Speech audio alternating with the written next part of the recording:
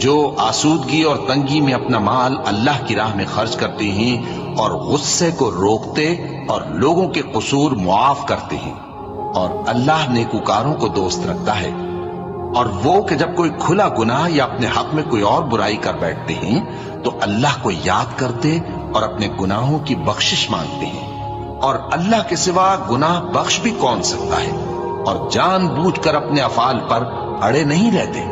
ایسے ہی لوگوں کا صلہ ان کے پروردگار کی طرف سے بخشش اور باغ ہیں جن کے نیچے نہریں بہ رہی ہیں، اور وہ ان میں ہمیشہ بستے رہیں گے، اور اچھے کام کرنے والوں کا بدلہ بہت اچھا ہے۔